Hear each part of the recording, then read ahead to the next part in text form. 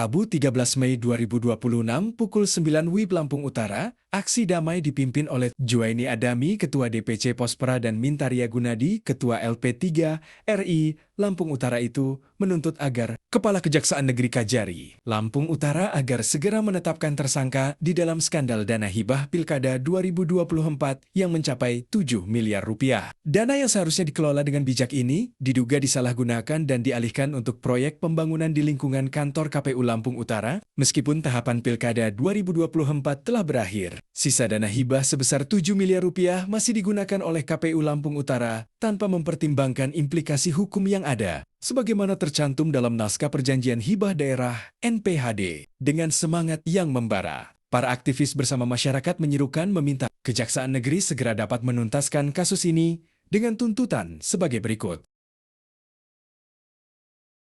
1. Mendesak Kejaksaan Negeri Lampung Utara untuk segera menyelesaikan proses penyidikan dan menetapkan tersangka dalam dugaan penyalahgunaan sisa dana hibah Pilkada KPU Lampung Utara tahun 2024 secara profesional, transparan, dan tanpa intervensi dari pihak manapun. 2. Meminta aparat penegak hukum untuk menyelidiki secara mendalam dugaan revisi anggaran yang terjadi setelah tahapan selesai, yang diduga dialihkan untuk proyek pembangunan yang tidak sesuai dengan tujuan awal dana hibah. 3. Mendesak agar semua pihak yang terlibat baik yang memerintahkan, menyetujui, maupun menerima manfaat pribadi, diperiksa sesuai dengan ketentuan hukum yang berlaku. 4. Mendesak agar terungkap praktik tidak sehat dalam pengaturan pemenang proyek pembangunan kantor KPU Lampung Utara, yang diduga telah diatur oleh Komisioner KPU Lampung Utara, merugikan keuangan negara dan mencederai nilai-nilai demokrasi. 5. Menilai bahwa penggunaan sisa dana hibah yang seharusnya dikembalikan, tetapi diduga dialihkan untuk proyek pembangunan, adalah pelanggaran terhadap prinsip akuntabilitas, transparansi, dan tata kelola anggaran negara yang baik. 6. Mengingatkan bahwa jabatan publik tidak boleh digunakan sebagai alat untuk memperkaya diri atau kepentingan tertentu melalui manipulasi anggaran dan penyalahgunaan kewenangan. 7. Mendukung penuh penegakan hukum terhadap dugaan tindak pidana korupsi tanpa pilih kasih demi menjaga kepercayaan masyarakat terhadap institusi negara. 8. Mengajak seluruh masyarakat untuk terus mengawal proses hukum secara damai, tertib, dan sesuai dengan aturan yang berlaku. Sedangkan ada beberapa permasalahan yang memang harus kita sikapi di dalam hal ini. Nah, karena banyaknya dimas-dimas seperti itu biasa ya, biasanya ini informasi dari kawan-kawan kan, dari semua kan.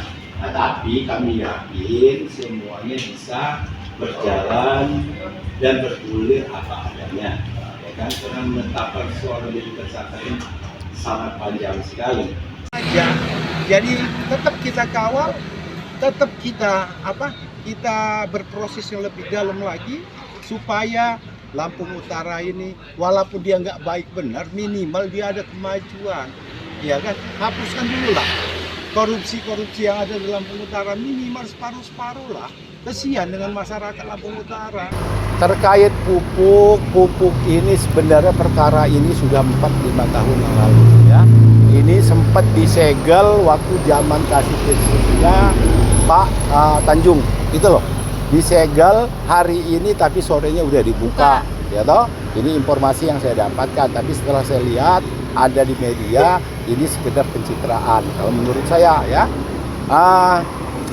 Ini momen ini jangan sampai mereka peti eskan, itu loh. Kenapa? Kalau nggak salah itu 78 ton pupuk ini sudah disita oleh pihak Kejaksaan Negeri, ya toh. Dan sampai hari ini tidak ada kejelasannya. Kalau mereka ngomong, woi sangat panjang sekali macam. Berapa itu bang? Pokoknya 4 tahun apa 5 tahun yang lalu lah, saya lupa ya anunya. Nah, pupuk ini sudah ada di Rubasan, ya lah kawan-kawan lihat udah jadi batu. Nah, saya cuma bilang kalau ini katanya sulit, nggak ada sulitnya lagi kok. Permasalahan pupuk. Bang, langsung ke poin desa bang. Masalah desa, ini kan desa Mekarasri ya. Ya, Ini kan penganiayaan. Enggak, ini kan ada 2 momen nih. Ya. Momen dugaan penyalahgunaan anggaran desa ya. Masalah lapen kata Bung Ganari tadi, toh. Ya. Tapi kalau itu saya hargain keterangan daripada Kasipitsus dan Kasintal. Ini memang kembali ke Apip kan, dari Apip ya. Tapi kalau penganiayaan ini dia beda, titik lokusnya beda. Penganiayaan itu visum, laporan saksi, ya kan? Dia sudah ditetapkan jadi tersangka. Itu loh. Ya kan? Ini beda, ini pidana. Artinya kasus penganiayaan tahun 2000 berapa itu Bang? 2025 ya? 2025 ya. Berarti kan sudah cukup lama. Korbannya Bang? Korbannya itu kalau nggak salah warga ya. Warga kalau nggak salah kan. Tapi nanti kita berkoordinasi lagi. Nah, ini udah P21. Nah, berarti kalau dia sudah P21 kan pelimpahan barang bukti berikut tersangka ya toh. Nah, ini kenapa ini nggak dilakukan penahanan itu loh ya kan. Nah, kapan, dan nanti kita cek juga atas nama kepala desa itu sudah dilimpahkan belum berkas ini ke pengadilan. Karena setahu saya seminggu dari 10 hari berkas ini harus dilimpahkan mereka ke pengadilan. Yang khusus penganiayaan ya, itu loh. Nah, biarin dia clear. Oh, permasalahan dia ditahan nggak ditahan. Kita lihat dulu 170 ini apa penganiayaan ini ringan, tengah apa berat, itu loh.